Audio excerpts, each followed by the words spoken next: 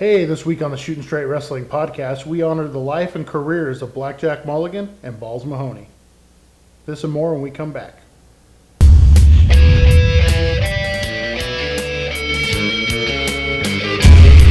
be the man, you gotta beat the man, and I'm saying, woo!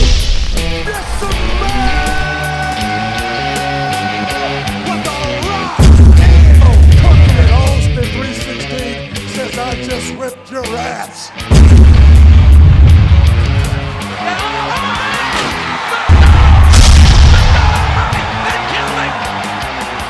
Hey, welcome to the Shooting Straight Wrestling Podcast.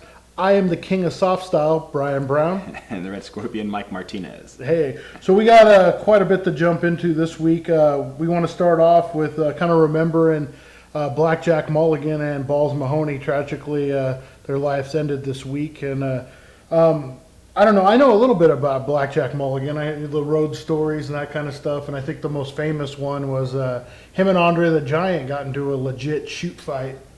And anyone who could go head to head with Andre the Giant, you got to give. That's a tough guy. I vaguely remember that team, seeing footage of them growing up, and just thinking they were a pretty badass team. I thought it was pretty cool that Wyndham and JBL came back and formed a new version of their team in respect to them.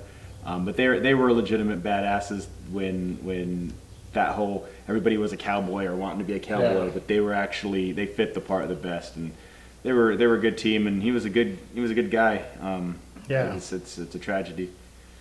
Yeah, definitely. And then of course Balls Mahoney, who was more ECW fame, had a brief stint in WWE, but his days, him and Axel Rotten were the hardcore, crazy tag team. Crazy. And believe it or not, he had a pretty amateur wrestling, a pretty extensive amateur background. I read about that, and I think that was something that really got him over with WWE when ECW the brand was rebranded and everything. I think that was something they were a little bit intrigued about, is that he could actually wrestle. He wasn't just a novelty act. Yeah, and like we were saying earlier, those type of guys like a Balls Mahoney, Axel Rotten, there was never a time that the WWE would even look at guys like that. So he got in, I don't want to say lucky, but his timing was perfect. Absolutely. And he was able to extend his career out a little bit.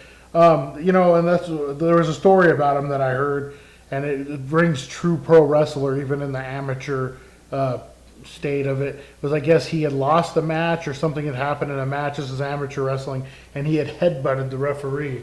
And ended up getting kicked off the team for unsportsmanlike conduct. But that was the pro wrestler in him trying to get out. Yeah. That seems like a Balls type of thing. Yeah. So what I'm hearing on him is he had an accident, fell down, broke a hip, and then he was on a walker, and then just maybe some internal stuff happened.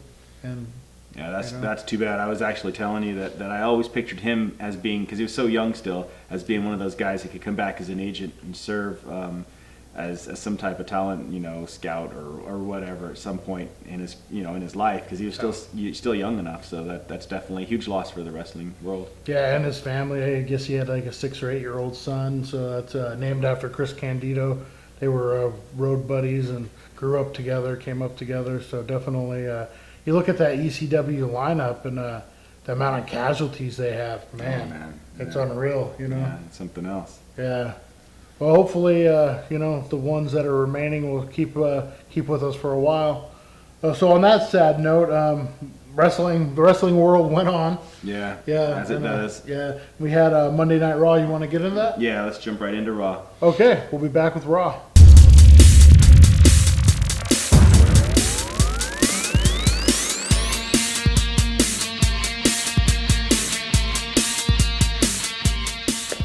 Hey, we're back with your Raw results for, what was it, 4/11/16.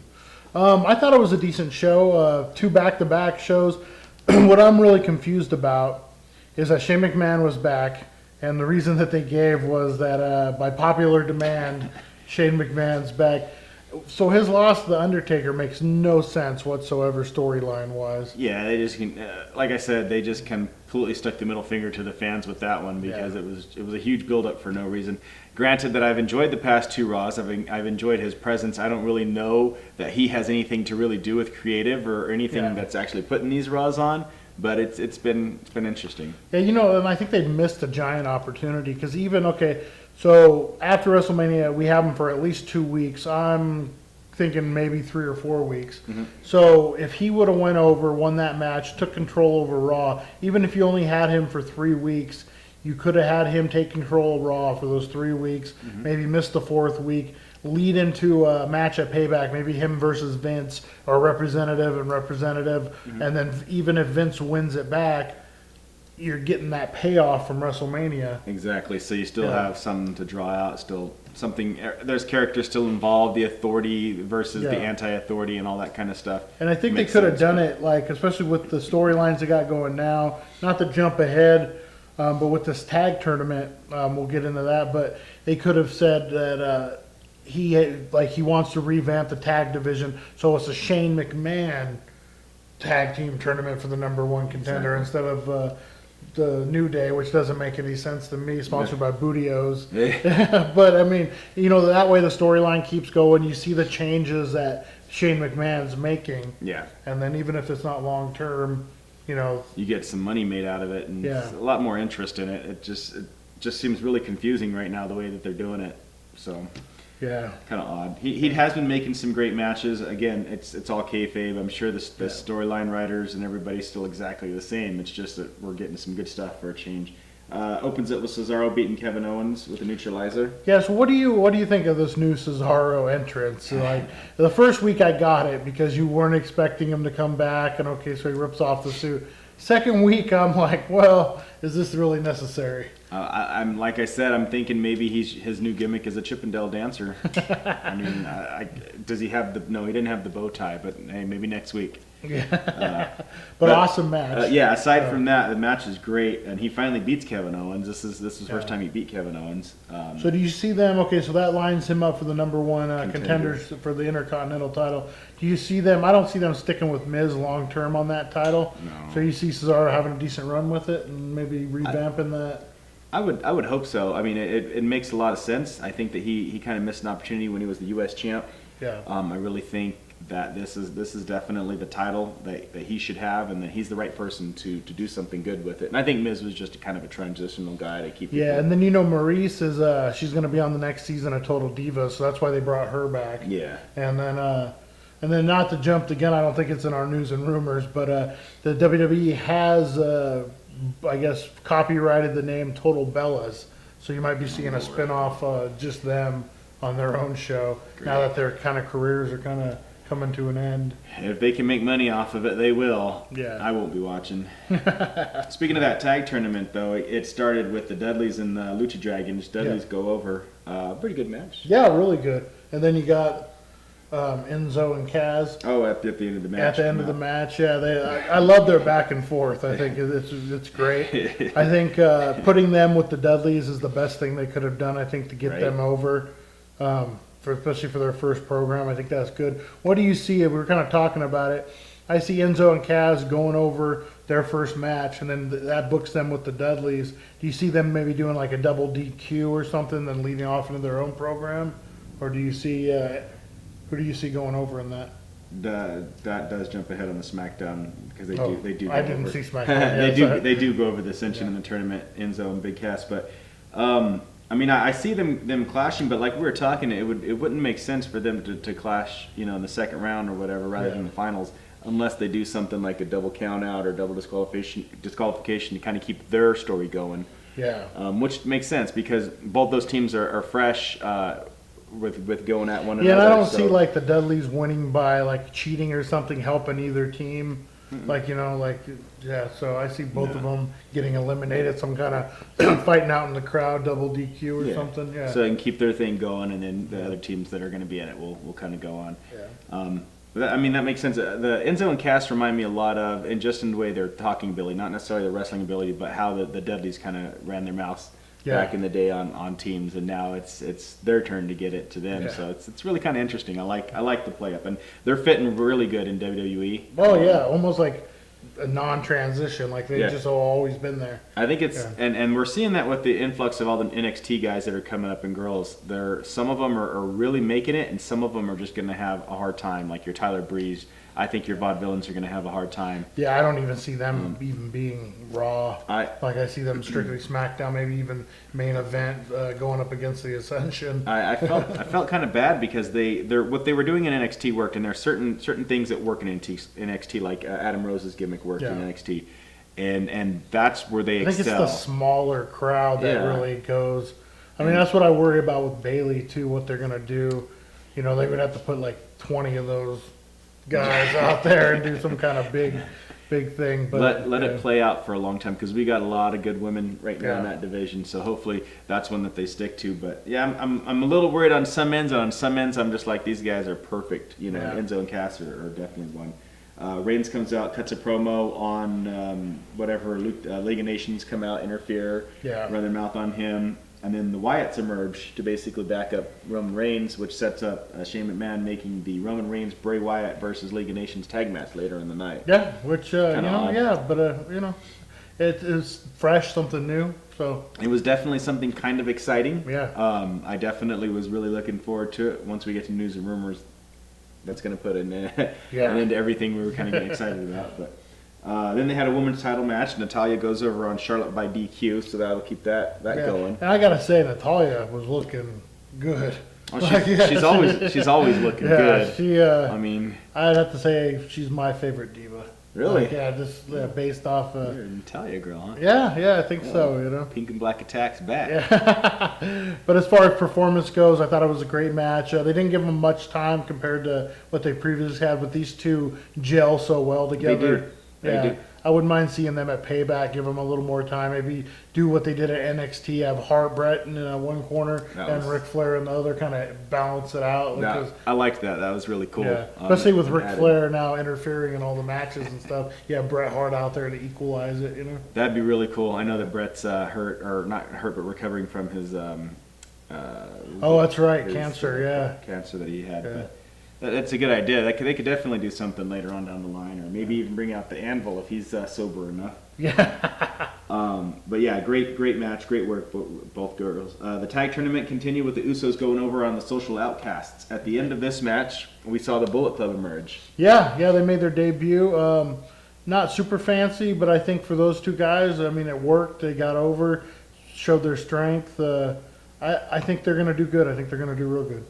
I'm kind of excited because they didn't necessarily put them in the tournament, but they've got their influx is there. Yeah. So I mean, there's all kinds of stuff going on. Now here's a little hint. I want to jump off topic really quick. Does this mean there's an alliance between the Bullet Club and AJ Styles because they attacked the Usos, who are Roman Reigns' cousins? Roman Reigns facing AJ Styles for the title at Payback. Ooh, look at you! You're getting deep in the conspiracies. Yeah. Just wondering. You know what I see with the Bullet Club, and I don't even know if that's what they're going to be called. They probably won't know. I see a real Kevin Nash, Scott Hall vibe. Like they're doing that like cool, like we're too cool for the room type of. And I like that because they're the right guys that can do that. Yeah. Plus, no offense against Hall and Nash, two of my favorites of all time, but Doc and Anderson are way better wrestlers. Oh yeah, Anderson's unreal. I've been ever since I seen him in Ring of Honor. I've been huge on Anderson. I think he's one of the best talents out there. Yep. And I was surprised it took him so long to sign him. Finally get signed. Yeah. So I'm looking really forward to what they do with him. Speaking of AJ, he goes over on Sami Zayn. Basically, if Good Zayn, match. it was a really good match actually. If Zayn were to win, he would be added to the WWE title match at Payback between Reigns and AJ. But AJ goes over on him with the phenomenal forearm. Yeah, I guess that's going to be the finisher, right? We're still kind of up in the air on that one. He gets to do the Styles Clash sometimes, and sometimes he doesn't. I don't know. The highlight reel with Jericho, hosted by Jericho, taken over by Dean Ambrose. Interviewed himself until Dean Ambrose comes out and saves it with the Ambrose Asylum, which I thought was pretty funny. Yeah, he has a very Piper-esque quality about him. Very much. So I definitely see that being able to pay off. And do we see any coconuts to the head of the Usos later on? You never order Roman Reigns if they ever want to go that route. Yeah. Break those two guys up, that bromance up. Apollo Crews beats Adam Rose. I feel so bad for Adam Rose, man. He's just He's just dangling out there. He's another guy we were just talking about that came from NXT, all hot and power. And I'm wondering if the same thing will be with Apollo Crews. He really has a Neville feel about him. Really, you know who he reminds me of is Bobby Lashley. Yeah. You know what I would have done with him is, and we should do a rebook about this, but we'll give it to you for free here, is I would have brought him up almost like a Goldberg. And just have him start off slow, working jobbers, and all of a sudden he's just winning. And that way, he's not talking. He doesn't have to. Exactly. But we'll see. We'll see how it turns out. Yeah, and I do fear that he's not going to make it for the longevity. I don't think is there. The main event, Reigns and Wyatt go over on Del Rio and Sheamus in a tag match. Decent match. It was a decent match, and like I said, we were kind of getting into it. With Wyatt kind of being kind of face, but not really. Yeah. That's kind of where Reigns is at right now too, so it kind of fits. But I don't know. It was for a match quality, it was pretty good, but the storyline was a little questionable. Yeah. Overall, it was a decent Raw. Do you want to just kick down the SmackDown results real quick? Yeah, we can go quickly on that. Basically, it opens up with Miz and how do you say her name? Maurice. They host Miz TV. Zack Ryder comes out, wants his Intercontinental title rematch. Miz tells him no, he's got a match already booked, which is Zack Ryder versus Baron Corbin. Baron Corbin goes over with End of Days. Zack Ryder's floundering once again. Yeah. Emma defeats Paige, and I guess it was a pretty exciting match. I did not get a chance to see it. I'm excited because Emma went over on Paige. Yeah. Oh, wow. I really like both those girls, and I really like Emma. Tag tournament, Enzo and Big Cass go over on Ascension. AJ Styles defeats Alberto Del Rio, and in this match, AJ lands on his Doritos. AJ lands on his head, and it looks like he's actually hurt pretty bad. But I guess he was just selling it. He tweets out later on that he's fine. Good. So that'd have been horrible. Yeah. Tag tournament, the Vaudevillains go over on Golden Truth, Goldust and R-Truth. Like we said, Vaudevillains are just going to be filler. I mean, I hate to say it because they do have a unique gimmick, but it definitely wasn't time to bring them up. And then Sami Zayn beats Chris Jericho by DQ. You got Kevin Owens and Dean Ambrose on commentary at ringside. They kind of go into it, and the faces stand tall at the end. Interesting. So it was a decent SmackDown, I thought. They're continuing with the tag tournament. They're still giving the girls some time. Yeah. They're finally showcasing the Intercontinental talent, the women's, the tag, the mid card to slash top guys. Everybody's getting involved, and we've been bitching about that for so long. Yeah, I like the way they're going. Just hopefully they don't get, in 6 weeks from now, they don't get scared and pull the plug like they're known to do. Exactly. Yeah, we'll see what happens when Cena comes back. And we got kind of that on news and rumors. So that wraps up for this. We'll come back with news and rumors.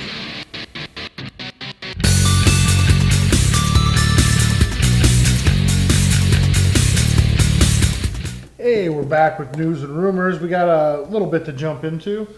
Yeah, basically the European tour that's going on, the after WrestleMania party, Yeah. basically. Undertaker was originally pulled. They put him back on for 2 dates. They've added Shane McMahon to a SmackDown taping, and they've added Triple H to a couple of dates. But Undertaker is booked for a couple. Yeah. So that kind of, like we were saying, he was saying he was done after WrestleMania, but if he's still working a little bit on the European tour. It's a European tour. Like I said, they added Shane, they added Triple H, so it could just be the star power. I mean, plus there was some injuries we're going to get to with John Cena being out and stuff like that. That could just be them trying to fill it. Yeah. Trying to get some money. So speaking of Cena, word is his new show on Fox debuted, I believe, Monday night, Tuesday night, or something. It has really low viewership. Yeah, so I didn't even know he had a new show. Sorry, Cena. Yeah. I probably would have watched it, but yeah, maybe they're not advertising it like they should. I guess it's he's just the host. It's a kind of a hero, and all of us overcome. Like they have disabled vets and different things. It's actually a decent idea, but sometimes those reality shows don't hit like you think they're gonna. No. So we'll see. That sucks. I'd be interested in checking it out now, but. AJ Styles wasn't hurt on SmackDown, thank God. He tweeted out he's okay, so that's good. We don't need any more injuries. Yeah. Bray Wyatt, unfortunately, did suffer a calf injury. Yeah, and they're saying that they don't know the exact extent of it because he hasn't come back yet to take a look at it. So hopefully it's nothing too serious. But that guy, man, he's been working half hurt the whole for how long? Since he's been on the roster, the main roster anyways, and that really sucks because he's really starting to get somewhere. I think they were really finally making him in this this main event capacity, so that sucks. And Jake the Snake was interviewed just recently, was talking about him, and he said that he's a lot like he was, and that he'll never truly be over as a heel because the crowd is too into him. True. And he said like when Jake would work with Hogan, Hogan would get booed, and that's how come you never saw the Hogan Jake the Snake feud. Wow. Yeah, because they did work a few matches, and Hogan would get booed out of the building. I think it took them forever to finally turn Jake heel, and I think they had to because the timing was just right at the time. Yeah. But he was heel when he first started in WWE, which I barely And you see remember. the things that he had to do to get over as a heel, having a snake bite Macho Man and ruining the wedding. And, I mean, those were at the time. Those were big angles. Yeah. Yeah. So I mean, for what he had to do to get completely over as a heel. And Jake said if he comes back for one last match, he wants it to be against Bray Wyatt. So that'd be very interesting to see at least. The League of Nations possibly splitting up pretty soon. Thank God. I think it's time. They ran its course with him. Yeah, I don't think it ever should have been. They need to get Del Rio on his own, Yes. on track, and in the world title picture. I think Rusev, they really watered him down tremendously. We were just talking a year ago. He was in this huge match, huge entrance at WrestleMania with Cena, and now they're bringing Lana into Total Divas. We were talking about the Bellas earlier, and they're going to focus on Lana and Rusev's wedding as one of the angles they're going to do for Total Divas, which makes no sense considering they both got in trouble for posting that they're engaged. So are they going to have their fake Russian accent on the show, or are they going to talk like the normal American people that they are? I caught like the first season of that show, and then I just couldn't hang. I couldn't do anymore. Every episode was exactly the same. And basically like a WCW Saturday Night Thunder. Yeah. So, but yeah, they need to get Rusev back on track as well. Turn him into the powerhouse. Yeah, definitely. And I would love to see if they're going to do Wyatt's League of Nations, Braun Strowman and Rusev one-on-one. I think that's the money match for those two. I don't see them going anywhere else. Yeah, that'd be a good one. Yeah. How about TNA having some money problems, being evicted? Yeah. Like the rumor is they got served with eviction papers. They're saying it was a plan from months and months ago. The budget to cut costs, and that they moved into their warehouse, their merchandise warehouse, and that's their main office now. And I seen pictures online of it. It isn't like a raggedy building. It's a brand new big steel building. I mean, but it's a warehouse. I mean, that says a lot. Yeah. For TNA. Shinsky Nakamura added to the main roster for 2 tours of Japan, July 1st and July 2nd. What do you think of that? I think it's good. I think there's a lot of money to be made in Japan for WWE. I think that's one of the reasons they're signing these guys, is so that when they go over, it's name recognition. He was huge. He was. He was. Yeah, so and still is. And he's still way over in NXT. Yeah. I think he's going to wrestle Jericho, is the rumor right now, on those dates. So that'd be very interesting. Yeah, that'd be good. Jericho's huge in Japan too. So 2 charismatic superstars going at it. And then my last one that I have is I don't have any signing for Bobby Roode to NXT yet. I'm kind of are they holding that under the radar or to make it more surprising? They did that with James Storm as well. Remember, he showed up and he wasn't officially signed any contract, and even his contract, it was very easily he got out of it. So who knows what they're doing? But I definitely see Bobby Roode in NXT before too long. I hope so. He's a really good worker, and NXT would really benefit, especially with all the call-ups to the main roster. Austin Aries and guys like that really need to step up, and Bobby Roode would be perfect, I think. No, yeah, he's definitely a perfect fit. So that's pretty much all we got for this week. Thanks for tuning in. If you're watching on BST TV, stay tuned for Anarchy Pro Wrestling. If you're watching on YouTube, be sure to share, like, and subscribe. We appreciate it, and we'll see you next week. See ya!